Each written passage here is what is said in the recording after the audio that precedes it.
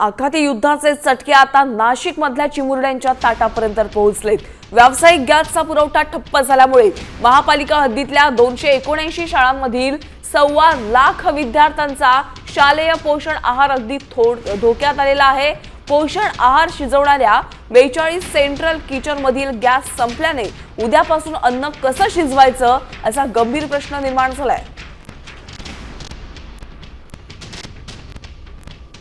आपल्याकडे महानगरपालिका कार्यक्षेत्रामध्ये 279 शाळांमध्ये 1,15,000 विद्यार्थी शालेय पोषण आहाराचा फायदा घेत असतात। या विद्यार्थ्यांना आपण शालेय पोषण आहार देतो। यासाठी आपल्याकडे 42 सेंट्रल किचन कार्यरत आहे महानगरपालिका कार्यक्षेत्र आणि जिल्हा पुरवठा अधिकारी यांनी आमच्याकडनं त्या बचत गटांची काही माहिती मागवलेली आहे। ती माहिती दिल्यानंतर त्यांनी आम्हाला आश्वासन दिलं आहे की हा पुरवठा आपण सुरू करू। त्यामुळे आजचा दिवस गेला की याच्या पुढे उद्यापासून आपल्या शाळेचे जे सेंट्रल किचन आहेत त्यांना गॅसचा जो पुरवठा आहे तो सुरळीतपणे होईल यासाठी आमचे प्रयत्न चालू आहेत।